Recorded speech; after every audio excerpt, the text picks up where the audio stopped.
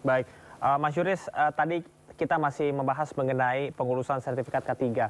Mungkin beberapa masyarakat ini belum, masyarakat awam belum mengetahui apa sebetulnya yang menjadi titik rawan korupsi. Memang apakah ada celah dalam pengurusan sertifikat K3 ini?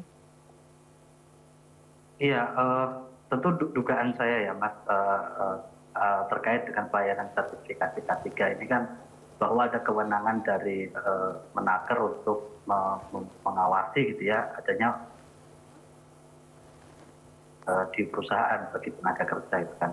Nah, sertifikasi K3 ini kan sudah dilakukan oleh lembaga audit independen ya, atau lembaga sertifikator yang ditunjuk oleh Kemenaker, yang kemudian mereka-mereka ini yang mengasistensi dan mengaudit perusahaan-perusahaan terkait dengan K3. Nah, problemnya adalah ketika ada dugaan korupsi ini, setelah yang mungkin terjadi gitu ya, biasanya akan ada perusahaan-perusahaan ya yang kemudian seharusnya tidak layak untuk diberikan sertifikat K3, tapi karena misalnya ada persekongkolan, ada permufakatan jahat dengan penyelenggara negara di Kemenaker maupun dengan misalnya lembaga sertifikator ya, itu bisa jadi diloloskan. Itu bisa menjadi salah satu modus ya. Atau kemudian sebetulnya perusahaan sudah comply untuk bisa memenuhi syarat K3 gitu ya, tapi kemudian dilakukan upaya pemerasan misalnya dari penyelenggara negara. Kalau kemudian tidak memberikan sejumlah uang tertentu atau tidak memberikan sesuatu gitu ya, maka sertifikat K3 tidak dikeluarkan, dan seperti itu. Tentu dengan konstruksi itu makanya akan menjadi sebuah delik pemerasan dalam tipikor. Nah, model-model itu yang saya duga terjadi di kasus ini, Mas Sama. Baik, Mas Yuris, apakah artinya menurut Anda perlu adanya revisi SOP atau pengalihan ke sistem yang sepenuhnya digital supaya tidak ada intervensi elit ataupun juga hal-hal manipulasi semacam ini tidak dilakukan? Ya, tentu bisa jadi satu opsi ya, adanya misalnya upaya untuk melakukan digitalisasi dalam konteks ini. Tapi selain itu, saya pikir karena ini juga melibatkan multi pihak ya, sekali lagi di sini ada peran Kemenaker sebagai regulator, lalu ada peran lembaga sertifikator gitu ya, lembaga audit independen yang juga perusahaan swasta gitu ya, dan ada sebagai perusahaan yang mengajukan sertifikat K3-nya gitu ya. Nah, karena ini multi pihak, tentu yang paling penting adalah pengetatan bagaimana pengawasan itu terjadi.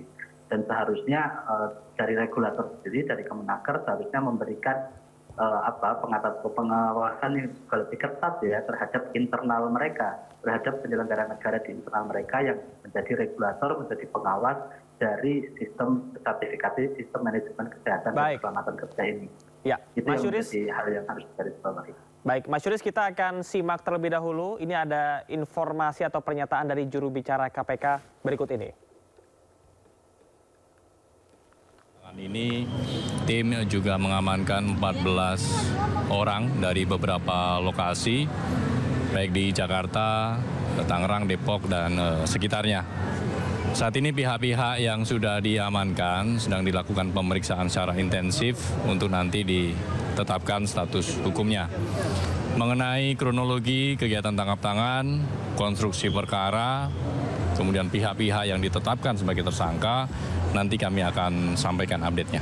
Berarti kendaraan itu dari 14 tersangka? Kendaraan dari beberapa pihak, ya.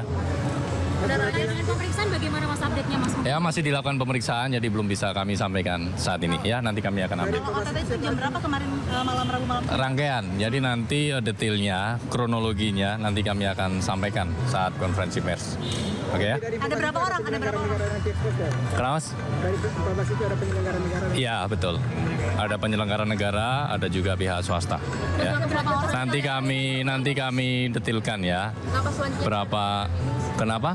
Apa selanjutnya terhadap kendaraan? Ya, kendaraan ini kan sebagai barang bukti ya, dan sekaligus tentunya sebagai langkah awal nanti untuk aset recovery dalam penanganan perkara ini. Mas, artinya pemilik dasar masih diperiksa di dalam begitu ya Mas? Pemilikan kendaraan itu apakah punya uang menantor? Ya, nanti semuanya akan kami sampaikan ya detailnya, belum bisa kami sampaikan secara rinci pada kesempatan ini. Ya, kita tunggu karena masih dilakukan pemeriksaan secara intensif. Kendaraan yang bisa ada berapa? Untuk uang, ada sejumlah uang yang memang diamankan ya dalam kegiatan tangkap tangan ini, namun jumlahnya berapa belum bisa kami sampaikan saat ini ya, masih dihitung ya. Kendaraan Mas, tadi kendaraan Sudah tadi kan? Ada 22 unit ya, 15 kendaraan roda 4 dan 7 kendaraan roda 2 sampai dengan saat ini.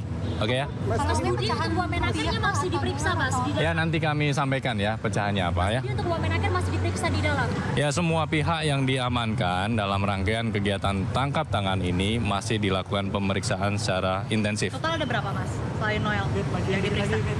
Total yang diamankan sampai dengan saat ini ya ada 14 orang. Oke ya? Apakah semuanya itu adalah orang-orang dari Kemenaker Mas? Ya nanti kami sampaikan ya update-nya. Tadi sudah kita update juga ada dari pihak penyelenggara negara dan juga pihak swasta. Oke ya? Oke ya? Makasih ya. Kendaraan Pengurusan. Ya nanti terkait dengan pasalnya, Mas Triwak, pasalnya konstruksi. Ya, kita akan kembali berdialog bersama dengan Mas Yuris. Mas Yuris, tadi ada 14 orang yang saat ini sudah diamankan oleh KPK. Melihat dari jumlahnya, kemudian juga tadi menarik disampaikan bahwa mobil dan juga motor yang disita ini merupakan kepemilikan dari berbagai pihak. Artinya bukan hanya dari Immanuel Ebenezer saja. Apakah Anda melihat ini ada suatu pemufakatan jahat atau persekongkolan yang dilakukan dalam terkait dengan sertifikasi K3 ini?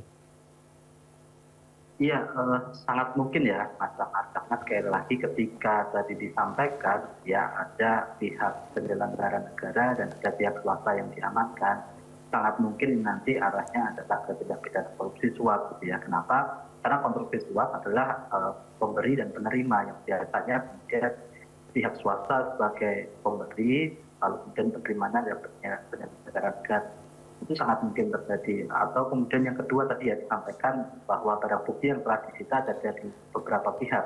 Tentu itu juga bisa mengindikasikan ya, meskipun secara utuh kita harus mendengar nanti konferensi pers di KPK, mengindikasikan jangan-jangan ini terjadi secara sistematis gitu ya, Mas Tamar ya. Apalagi informasinya kan tidak hanya Wamenaker yang diamankan, tapi misalnya juga barangkali ada eselon 1, eselon 2 atau pejabat terkait di Kemenaker.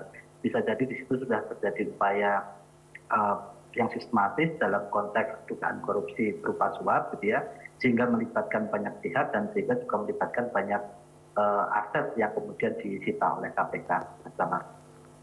Baik, Mas Yuris, terima kasih banyak atas informasinya dan kita harapkan bahwa kasus ini bisa dibuka secara terang benderang dan juga menjadi pelajaran bagi kita semua, terutama bagi pejabat negara dalam mengemban amanah. Terima kasih, peneliti Pukat UGM Yuris Reza Kurniawan. Selamat bertugas kembali. Selamat sore. Pemirsa, sepak terjang Immanuel Ebenezer terbilang dinamis. Jauh sebelum menjabat sebagai Wamenaker di era Presiden Prabowo Subianto, Noel dikenal sebagai salah satu aktivis 98, lalu menjadi relawan Presiden ke-7 Joko Widodo.